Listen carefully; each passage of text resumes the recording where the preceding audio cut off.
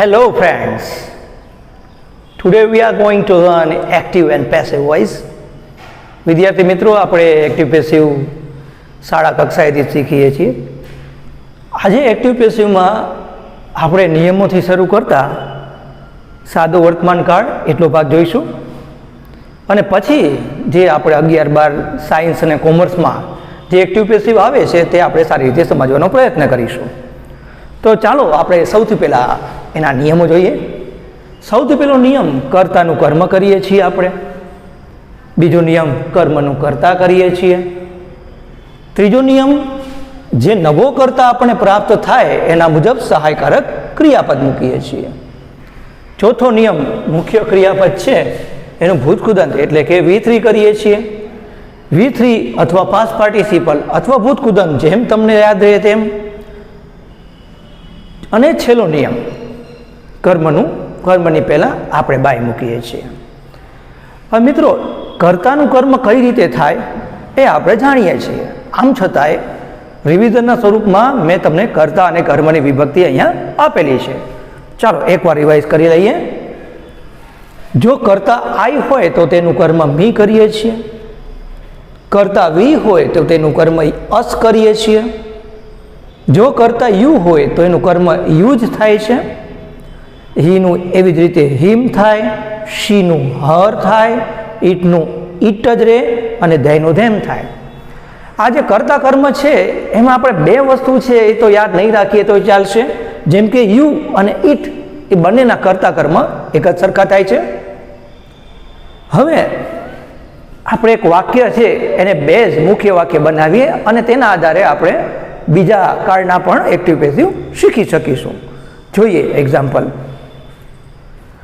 એક્ઝામ્પલના સ્વરૂપમાં મેં તમને બહુ સિમ્પલ સેન્ટેન્સ આપેલું છે. આઈ પ્લે ક્રિકેટ, આવું એક વાક્ય અહીંયા આપેલું છે. હવે મિત્રો, આપણે એક્ટિવનું પેસિવ કરીએ તો આપણા પાસે એક ઓળખ હોવી જોઈએ અને એ ઓળખ એટલે મુખ્ય ક્રિયાપદ. જો આપણે મુખ્ય ક્રિયાપદ ઓળખતા આવડે વાક્યમાં તો એક્ટિવ પેસિવ કરવું ખૂબ સરસ છે અને સરળતાથી કરી શકીશું. તો જે ક્રિયા દર્શાવતો શબ્દ હશે તેને આપણે મુખ્ય ક્રિયાપદ કહીએ. જેમ કે આઈ પ્લે ક્રિકેટ, તો અહીંયા ક્રિયા દર્શાવતો શબ્દ છે એ આપણે પ્લે કહીએ. આને ઇંગ્લિશમાં વર્બ કહેવાય છે, ગુજરાતીમાં આને આપણે ક્રિયાપદ કહીએ છીએ. હવે ક્રિયાપદને કોણ અથવા હુથી પ્રશ્ન પૂછીએ તો આપણે કર્તા પ્રાપ્ત થાય. If V ask question with who to verb we get subject. જેમ કે અહીંયા આપણે પ્રશ્ન પૂછીએ કોણ રમે તો જવાબમાં શું આવશે? આઈ. એટલે અહીંયા આપણે કર્તા તરીકે આઈ મળે છે, જેને ઇંગ્લિશમાં આપણે સબ્જેક્ટ કહીએ. સબ્જેક્ટનું શોર્ટ ફોર્મ અહીંયા મેં એસ લખીને બતાવ્યું તમને. ક્રિયાપદને શું અથવા કોનેથી પ્રશ્ન પૂછીએ તો આપણને કર્મ મળે. જેમ કે અહીંયા ક્રિયાપદ પ્લે છે તો આપણે એને કોણથી પ્રશ્ન પૂછીએ તો કર્તા મળશે. કોણ રમે તો જવાબમાં આઈ આવ્યું એટલે આઈ આપણું કર્તા બન્યો. પણ એ જ શબ્દ ક્રિયાપદ એને શું કે કોનેથી પ્રશ્ન પૂછીએ તો આપણને કર્મ મળશે. જેમ કે શું રમવું તો જવાબમાં આપણને ક્રિકેટ મળે છે. કર્મને ઇંગ્લિશમાં ઓબ્જેક્ટ કહીએ, જેનું શોર્ટ ફોર્મ અહીંયા ઓ લખીને બતાવું છું. હવે આપણા પાસે 3 ભાગ છે વાક્યના. એસ એટલે સબ્જેક્ટ, વર્બ એટલે વી અને ઓ એટલે ઓબ્જેક્ટ. એસ વી ઓ મુખ્ય ક્રિયાપદ દર્શાવતા અને કર્મ ધરાવતા બધા જ વાક્યનું આપણે પેસિવ કરી શકીએ છીએ. વિદ્યાર્થી મિત્રો, એક્શન વર્બ ન દર્શાવતા વાક્યો છે એનું પેસિવ શક્ય ન બને.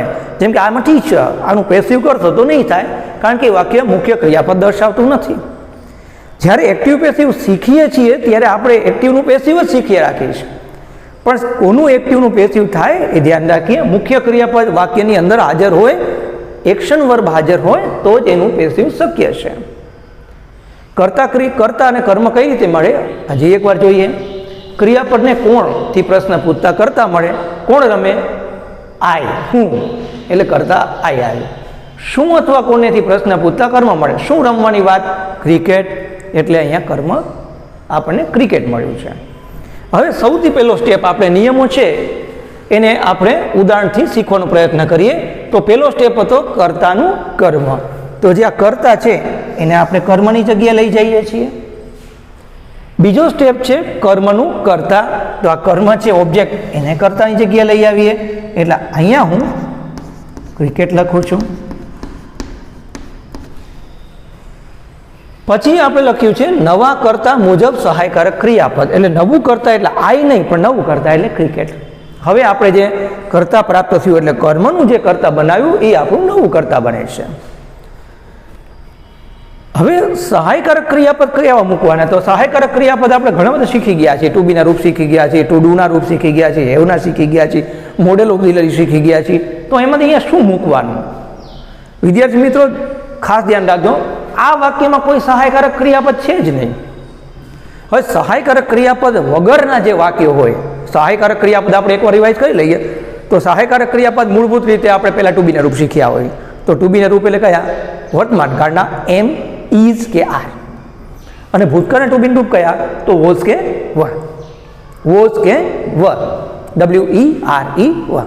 વેર કયો, વર કહો, જેમ ફાવે તેમ.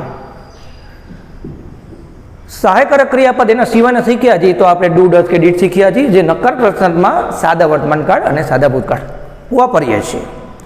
પછી આપણે સહાયકારક ક્રિયાપદ હેવના રૂપ શીખ્યા છીએ. વર્તમાન કાળમાં હેવ કે હેઝ અને ભૂતકાળમાં હેડ, એ આપણે પૂર્ણકાળમાં વાપરીએ છીએ. અને મોડેલ શીખ્યા છીએ, model auxiliary can, could, may, might, shall, should, will, would, must, ought to, આવા બીજા છે.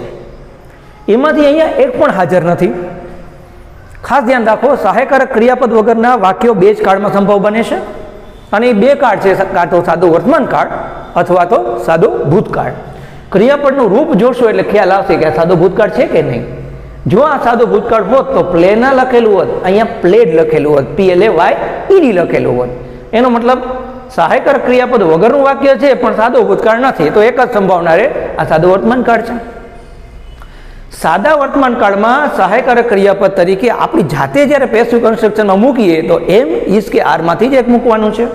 તો ક્રિકેટ માટે આપણે મૂકીશું ઇઝ, કારણ કે ક્રિકેટ ત્રીજો પુરુષ એકવચન છે. આઈ સાથે આપણે એમ મૂકીએ, હી, શી, ઇટ કે એકવચન નામ સાથે ઇઝ મૂકીએ, વી, યુ, ધે કે બહુવચન નામ સાથે આર મૂકીએ છીએ. હવે પ્લે છે, હવે એનો સ્ટેપ કયો આવ્યો? મુખ્ય ક્રિયાપદનું ભૂતકૃદંત એટલે V3 અથવા તો પાસ્ટ પાર્ટિસિપલ. તો પ્લે છે એનું પાસ્ટ પાર્ટિસિપલ આપણે શું કરીએ છીએ? પ્લેડ, જે બહુ સિમ્પલ છે. સામાન્ય રીતે ભૂતકૃદંત V3 કે પાસ્ટ પાર્ટિસિપલ જે નામ આપણને યાદ રહે તે એ V3 મૂકવાથી બને છે, પણ કેટલાય બધા V3 વગરના પણ હોય છે. V3 વગરના કેવા હોય? જેમ કે ટીચ છે તો TEACH ટીચ, તો એનું V3 થાય TAUGHT ટોટ. એવી રીતે CATCH કેચ, તો એનું CAUGHT કોટ. એવી રીતે TAKE ટેક, તો ટેકનું V3 સાથે TAKEN ટેકન. આવા ઘણા બધા છે. તો એમાં V3 ના આવ્યું તો શું કરશું આપણે મિત્રો? ગભરાવાની બિલકુલ જરૂર નથી. મેં તમને લોકોને આ વિડીયો શેર કર્યો એની પહેલાં અનિયમિત ક્રિયાપદના રૂપો, ઇરેગ્યુલર વર્ક ફોર્મ જેને આપણે કહીએ છીએ, એનો એક લીથો તમને લોકોને શેર કરેલો છે PDFના સ્વરૂપમાં. અને ત્યારે તમને એક ઇન્સ્ટ્રક્શન હતી કે આને આપણે લખીને પાકા કરવાના છે. જે મિત્રોને આવડે છે એવા લોકોએ રિવિઝન કરી લેશે, મોઢે લખી લેશે. લખતા જ આપણને લખવાની ભૂલ દૂર થાય છે. અને આપણે જે એક્ઝામ આપીએ છીએ શાળા કક્ષાએ એ બધી લેખિત સ્વરૂપમાં હોય છે. અને ઇંગ્લિશ સેકન્ડ લેંગ્વેજ આપણને આદત નથી, એટલે બને ત્યાં સુધી જે કાંઈ પણ યાદ રાખવાનું હોય તે લખીને પાકું કરવું જોઈએ. આપણે અહીંયા આગળ ચાલીએ.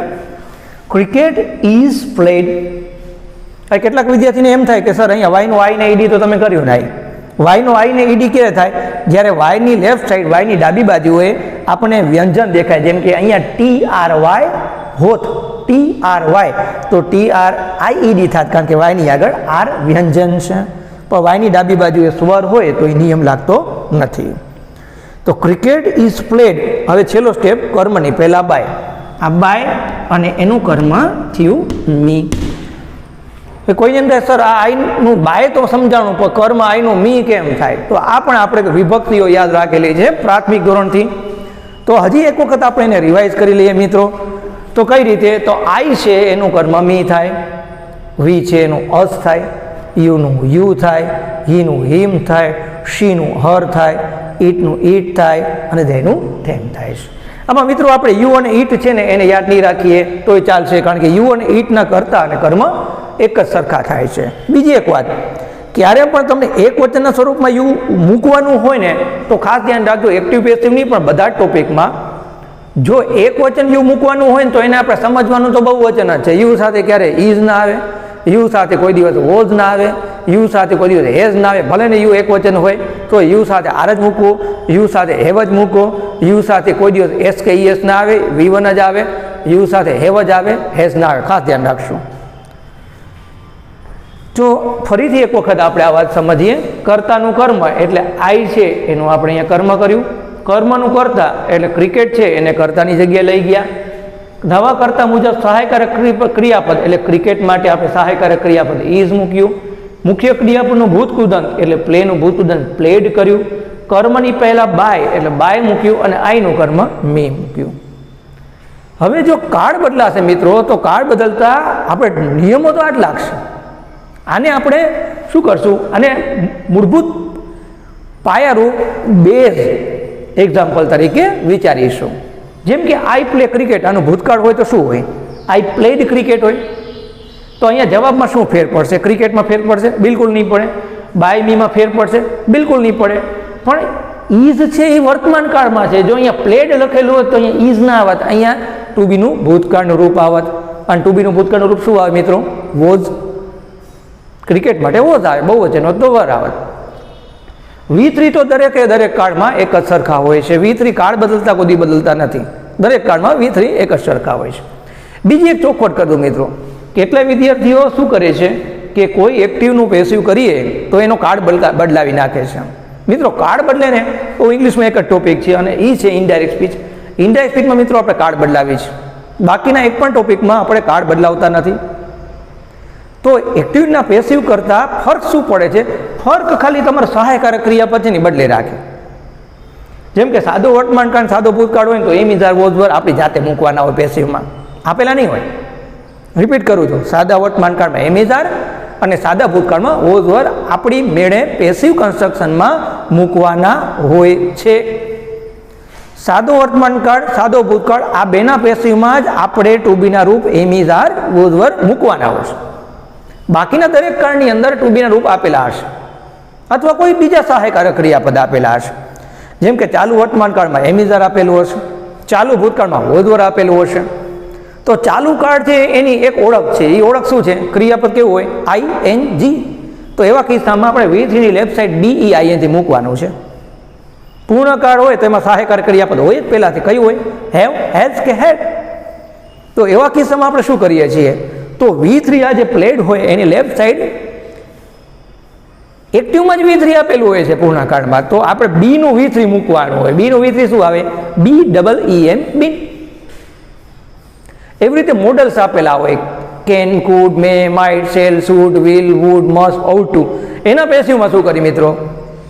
તો એના પેસિવમાં કાંઈ નથી કરવાનું. મોડલ્સ પછી મુખ્ય ક્રિયાપદનું કેવું રૂપ આવે? V1. તો આપણે V3 જે પેસિવમાં મૂકીએ એની લેફ્ટ સાઈડ બીનું V1 મૂકવાનું. બીનું V1 બી જ થાય. કાળ બદલતા માત્ર આટલો જ ફરક પડે છે. નિયમો બધાય કાળમાં એક જ સરખા હોય છે.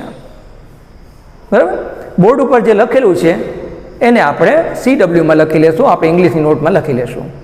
11મા ધોરણના વિદ્યાર્થીઓ CW એક જુદી બનાવશે, જે આપણે નોર્મલ જે CW છે એનો ઉપયોગ અહીંયા નહીં કરીએ, અલગથી CW બનાવશે ગ્રામર માટેની. વિદ્યાર્થી મિત્રો, સાદા વર્તમાનકાળનું એક્ટિવ પેસિવ અહીંયા આપણે જોઈએ. સાદા વર્તમાનકાળની ઓળખ V1 એટલે ક્રિયાપદનું મૂળરૂપ અથવા V1 સાથે SK ES. હવે V1 સાથે SK ES ક્યારે? જ્યારે કર્તા તરીકે ત્રીજો પુરુષ એક વચન હોય, એટલે કે હી, શી, ઇટ કે એક વચનનું નામ હોય. એના સિવાયના કોઈ કરતા હોય, જેમ કે આઈ છે, વી છે, યુ છે, ધે છે, કે કોઈ બહુવચનનું નામ હોય તો V1 વપરાશે. હી, શી, ઇટ કે એક વચનનું નામ હોય તો V1 સાથે SKES ના રૂપ એક્ટિવ વોઇસમાં આપેલા હશે. આનું આપણે પેસિવ કરીએ તો એમ, ઇઝ કે આર આપણે મૂકવાના હોય છે. અને V3 કોઈ પણ પેસિવ, કોઈ પણ કાળનું પેસિવ કરીએ એટલે V3 એક કોમન ફેક્ટર હોય છે. તો આપણે સ્ટેપ બાય સ્ટેપ વાક્ય જોઈએ. રવિ ઇટ્સ એન એપલ. સૌથી પહેલાં આપણે દરેક વાક્યમાં મુખ્ય ક્રિયાપદને ઓળખતા શીખીએ. તો અહીંયા કઈ ક્રિયા છે રવિ ઇટ્સ એન્ડ એપલમાં? તો ક્રિયા દર્શાવતો શબ્દ અહીંયા આપણને ઇટ્સ મળે છે. એટલે ક્રિયા છે એ દર્શાવતો શબ્દ ઇટ્સ છે. ક્રિયાપદ છે આ વર્બ છે એના જમણી બાજુએ કર્મ આપેલું હોય એટલે અહીંયા કર્મ તરીકે એપલ છે. એપલની ડાબી બાજુએ આર્ટિકલ એન આપેલું છે. આર્ટિકલ જો આપેલું હોય તો આર્ટિકલ સહિતનો હિસ્સો કર્તાની જગ્યાએ લઈ જઈએ છીએ. હવે અહીંયા અ સ્વીટ એપલ એવું આપેલું હોત તો આપણે અ સ્વીટ એપલને કરતા બનાવત. અહીંયા એન એપલને રવિની જગ્યાએ લઈ જઈએ એટલે એન એપલનો એ કેપિટલ કરીએ એન એપલ.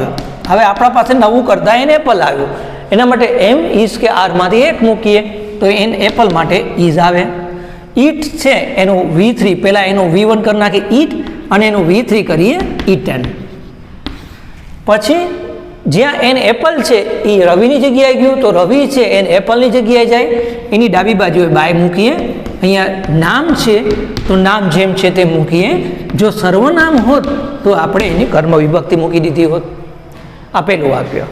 હવે ઈટનના સ્પેલિંગમાં ડબલ ટી નહીં આવે એ થોડું ધ્યાન રાખશું. અનિયમિત રૂપ છે ડબલ ટી ના આવે પણ રાઇટનું રિટર્ન કરીએ તો WRITTEN આવે એટલે એ બેમાં ડાઉટ હોય છે તો થોડું ધ્યાન રાખીએ.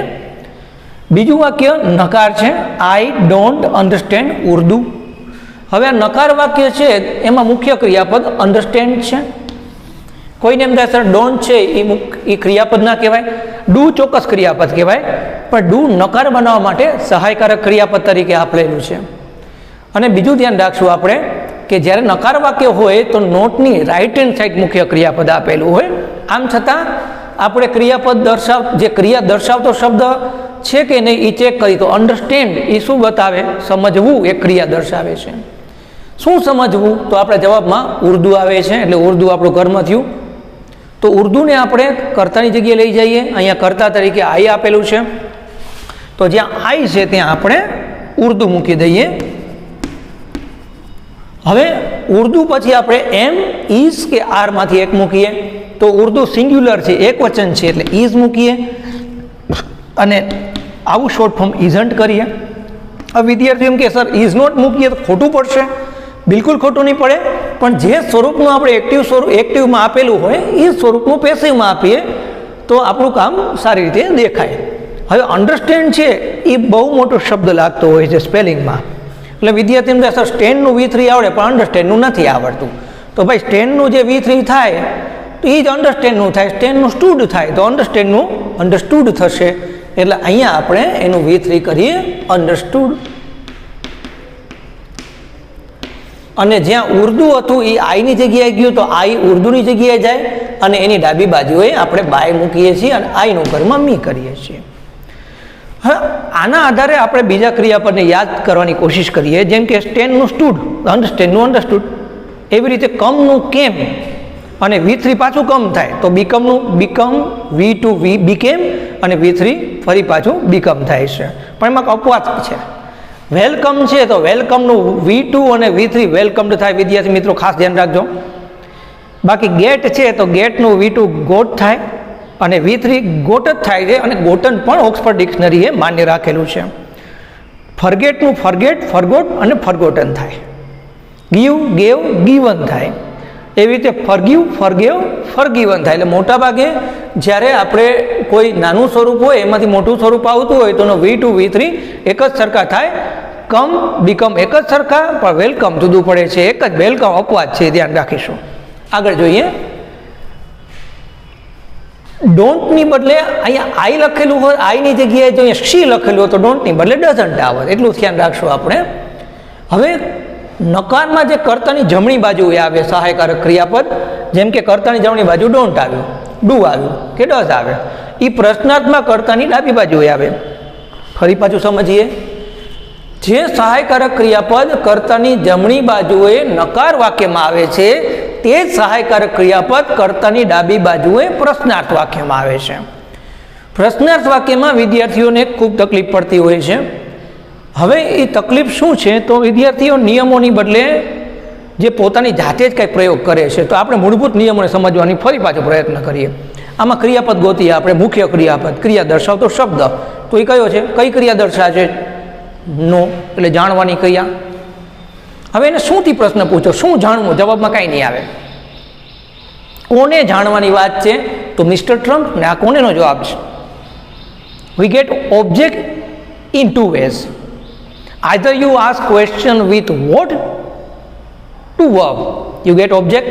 જેમ કે વોટ ડઝ રવિ ઈટ, તો જવાબમાં આવશે an apple. What do not I understand, તો જવાબમાં આવશે ઉર્દુ. હવે અહીંયા એવી રીતે વોટ ડુ યુ નો, તો જવાબ નહીં આવે. કારણ જવાબ આવશે તો મિસ્ટર ટ્રમ્પ નહીં આવે. તો આ શેનો જવાબ છે? હુમ ડુ યુ નો, તો જવાબમાં આવશે મિસ્ટર ટ્રમ્પ. હુમનું ગુજરાતી કોને. ક્રિયાપદને શું અથવા કોનેથી પ્રશ્ન પૂછતા આપણને કર્મ પ્રાપ્ત થાય છે. તો કોને જાણવાની વાત? તો મિસ્ટર ટ્રમ્પને. અહીંયા મિસ્ટર ટ્રમ્પ છે યુની જગ્યાએ જશે, એટલે જ્યાં યુ છે ત્યાં મિસ્ટર ટ્રમ્પ મૂકી આપણે સ્ટેપ બાય સ્ટેપ ચાલીએ. અત્યારે ડુ છે એનું શું કરવું, એને હાલ પૂરતું આપણે છોડી દઈએ. અહીંયા મૂકી દઈએ મિસ્ટર ટ્રમ્પ. હવે આ ડુ છે એ યુ માટે આપેલું છે. કદાચ યુની બદલે અહીંયા યોગેશ લખેલું તો અહીંયા ડઝ આવત. તો પછી એને તો કાઢી નાખીએ. એને કાઢીને શું મૂકશું? એમ, ઇઝ કે આર. કોના પ્રમાણે મૂકી? યુ પ્રમાણે મૂકશું આપણે? નહીં, બિલકુલ નહીં. તો કોના પ્રમાણે મૂકશું? મિસ્ટર ટ્રમ્પ પ્રમાણે. મિસ્ટર ટ્રમ્પ પ્રમાણે એમ, ઇઝ કે આરમાંથી શું આવી શકે? તો મિસ્ટર ટ્રમ્પ પ્રમાણે ઇઝ આવે. હવે કેટલાય વિદ્યાર્થીને એમ થાય કે સર તમે આ અહીંયા આમ કેમ કર્યું? અહીંયા તો આપણે એને એપલ પછી ઇઝ મૂક્યું, તમે ઉર્દુ પછી ઇઝ નોટ મૂક્યું, અહીંયા આગળ કેમ મૂકી દીધું? તો નિયમોને ફરીથી યાદ કરવાની કોશિશ કરો. આપણે શું કરીએ છીએ? કર્તાનું કર્મ, કર્મનું કર્તા. અહીંયા આપણે એમ જ કર્યું છે. ક્રિયાપદની ડાબી બાજુ કર્તા, ક્રિયાપદની જમણી બાજુ કર્મ, કર્મનું કર્તા કર્યું છે. કર્તાને અહીંયા આપણે કર્મની જગ્યાએ લઈ જઈશું. સહાયકારક ક્રિયાપદની જગ્યા કોઈ દિવસ નથી બદલતી મિત્રો. તો શું કરીએ છીએ? સહાયકારક ક્રિયાપદનું સ્વરૂપ બદલાવી નાખીએ છીએ અહીંયા. પણ સહાયકારક ક્રિયાપદ જે જગ્યાએ છે તેને ત્યાં જ મૂકીએ છીએ. સ્વરૂપ શું કામ બદલાવીએ છીએ તો એ સમજીએ. ક્યાં બદલાવીએ? માત્ર બે જ કાળમાં, સાદા વર્તમાન કાળ ને સાદા ભૂતકાળમાં. સાદા વર્તમાન કાળના નકાર કે પ્રશ્નાર્થમાં ડુ ડઝ હોય તો એને કાઢી અને એમિઝાર મૂકીએ. એનું કારણ, જો ડુ ડઝ હોય તો એના પછી હંમેશા V1 આવે, અને પેસિવમાં V1 તો આપણે વાપરતા નથી મિત્રો. માટે સાદા વર્તમાન કાળમાં સહાયકારક ક્રિયાપદ તરીકે નકાર કે પ્રશ્નાર્થમાં ડુ ડઝ વપરાયેલા હોય તેને પેસિવ કરતાં આપણે એમ, ઇઝ કે આર મૂકીએ છીએ. અને સાદા ભૂતકાળમાં જો ડીડ આપેલું હોય મિત્રો નકાર કે પ્રશ્નાર્થમાં, તો એને દૂર કરીએ અને વોઝ કે વર મૂકી. ક્યાં મૂકશું? તો જ્યાં તેનું સ્થાન છે ત્યાં જ. એના સ્થાનને બદલાવતા નથી. જો એ વાક્યની શરૂઆતમાં છે તો વાક્યની શરૂઆતમાં. અહીંયા ઇઝ કોના માટે? યુ માટે બિલકુલ નથી મૂક્યું, મિસ્ટર ટ્રમ્પ માટે મૂકેલું છે. હવે નોની વાત કરીએ તો નો છે એનું V3 શું કરીએ મિત્રો? નોનું V3 થશે નોન. મિસ્ટર ટ્રમ્પ યુની જગ્યાએ જાય છે તો યુ છે એ મિસ્ટર ટ્રમ્પની જગ્યાએ. યુનું કર્તા કર્મ બને એક જ સરખું થાય. યુ અને ઇટ બેના કર્તા કર્મ સરખા. એના પછી આપણે ફરી પાછું એક સ્ટેપ આગળ ચાલ્યા અને WH વર્ડવાળા પ્રશ્નને લીધા છે. ત્રીજા અને ચોથા વાક્યના વાક્ય રચનામાં લાંબો ફરક નથી. ઇન્વર્ઝન ક્વેશ્ચન ત્રીજું વાક્ય કહેવાય. ઇન્વર્ઝન ક્વેશ્ચન એટલે સહાયકારક ક્રિયાપદથી શરૂ થતું પ્રશ્નાર્થ વાક્ય. અને આને આપણે WH વર્ડ ક્વેશ્ચન કહીએ. સહાયકારક ક્રિયાપદ અને WH વર્ડથી શરૂ થતા વાક્યમાં ફરક કેટલો? જો સહાયકારક ક્રિયાપદથી શરૂ થતા હોય એ વાક્યને આપણે WH વર્ડમાં કન્વર્ટ કરવું હોય તો કાંઈ નથી કરવાનું. સહાયકારક ક્રિયાપદની ડાબી બાજુએ WH વર્ડ મૂકી દેવાનો છે, એટલે તમારું વાક્ય WH વર્ડવાળું થઈ જાય. આપણે એક જ કામ કરવાનું છે એક્ટિવનું પેસિવ કરવામાં. અને શું? મુખ્ય ક્રિયાપદ ગોતવાની. તો મિત્રો આમાં મુખ્ય ક્રિયાપદ શું છે વાક્યમાં? આરી પુટ, ક્રિયા દર્શાવતો શબ્દ. તો પુટ છે એની જમણી બાજુએ કર્મ, it, S, V, O, subject, verb, object, કર્તા, ક્રિયાપદ, કર્મ. આપણે શું કામ છે? આપણે ક્રિયાપદ ગોતી લેવાનું. ક્રિયાપદને કોણથી પ્રશ્ન પૂછો, હી જવાબ આવે. ક્રિયાપદને શુંથી પ્રશ્ન પૂછો, ઈટ જવાબ આપે. If V ask question with who, we get he. If V ask question with vote, we get it. He is subject here, it is object here. Put is a verb. તો આપણે કર્તા ને કર્મનું સ્થાન જ બદલાવશું. પહેલું કામ તો એ જ કરીએ છીએ. તો ઈટનું કરતા ઈટ જ થાય અને કયા સ્થાને આવે? હીના સ્થાને આવશે. કોઈ કેમ કે સર આનું શું કરવાનું, અરે WH વર્ડને કાંઈ નહીં કરવાનું, એને કોપી કરી દો જેમ છે તેમ.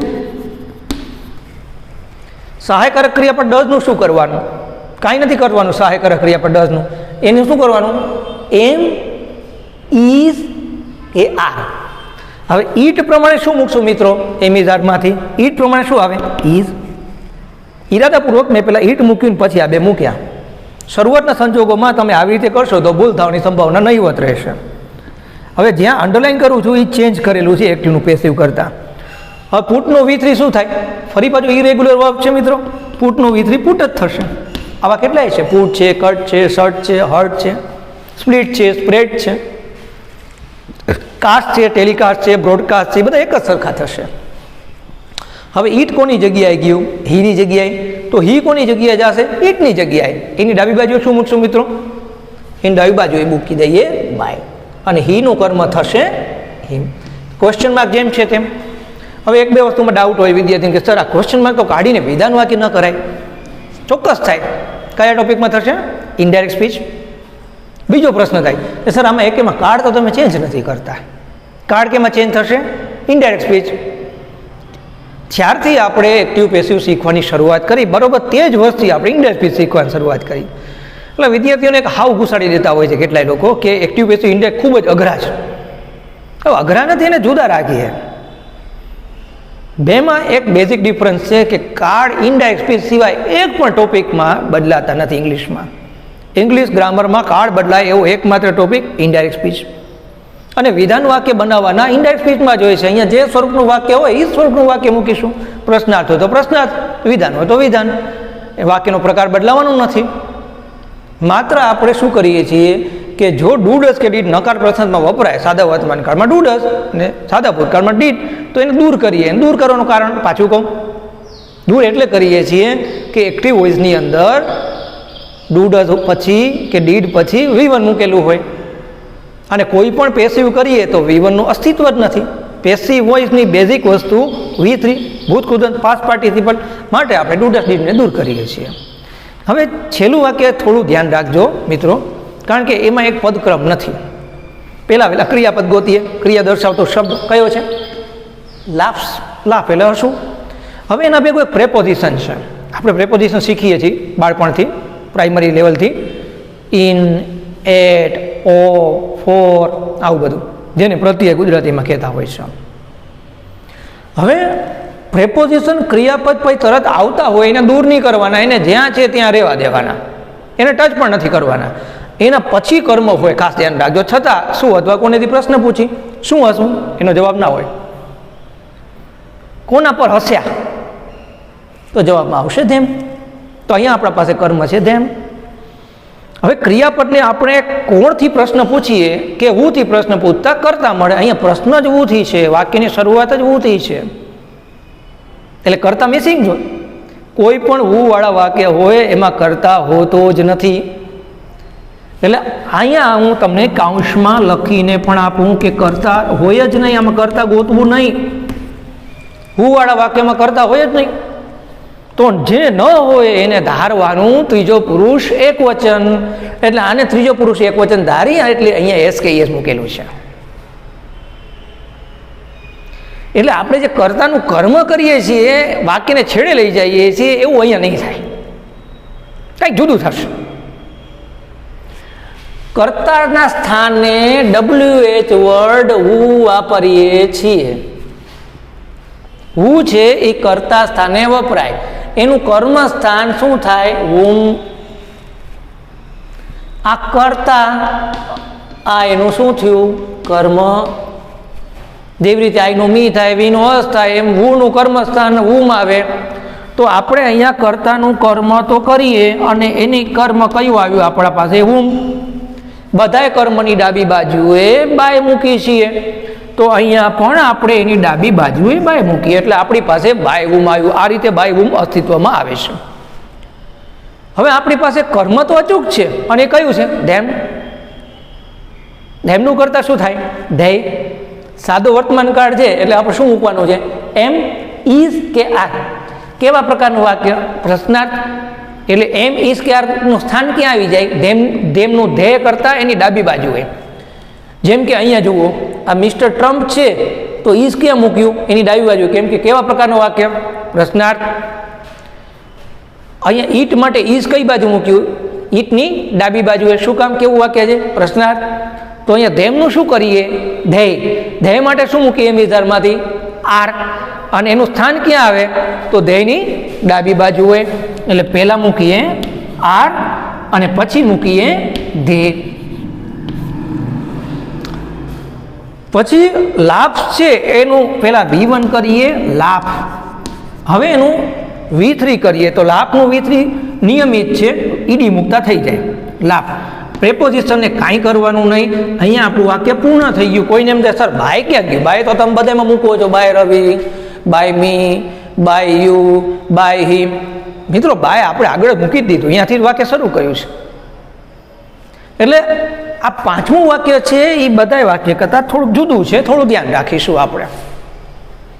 હવે આપણે જ્યારથી પરીક્ષાલક્ષી આ બાબતમાં આપણે શીખીએ છીએ ત્યારથી આપણે ફકરા સ્વરૂપમાં પૂછાય, એટલે બોર્ડની એક્ઝામમાં 10મામાં 12મામાં. એટલે આમાંથી કોઈ પણ પ્રકારના વાક્ય હોઈ શકે. મોટાભાગે પેરેગ્રાફ છે ને એ સાદો વર્તમાનકાળ કે સાદા ભૂતકાળની આવવાની સંભાવના ખૂબ વધારે હોય. એટલે જ્યારે એક્ટિવ પેસિવ શીખતા હોય ત્યારે સાદા વર્તમાનકાળ સાદા ભૂતકાળમાં થોડું વધારે ધ્યાન આપવાનું. બાકીના કાળ છે એ બહુ સરળતાથી થઈ જાય છે. આપણે બધા જ કાળને આવરી લેશું, કાંઈ નહીં મૂકીએ. બોર્ડ વર્ક જે થયેલું છે એ આપણે નોટમાં લખીશું અને આના જ આધારે હું તમને હોમવર્કના વાક્ય આપું છું. એ વાક્યો તમે કરી શકશો સરળતાથી. જો બોર્ડ ઉપર કરેલા વાક્યોને વ્યવસ્થિત સમજશું તો આપણે સરળતાથી કરી શકશું. કોઈ પણ ક્વેરી હોય તો મિત્રો મને વોટ્સએપ કરજો, હું તમને તરત જ જવાબ આપીશ અને તમારી ક્વેરી છે એ સરળતાથી સોલ્વ થઈ જશે. અત્યારે જે બોર્ડ વર્ક છે એને આપણે નોટમાં લખીએ.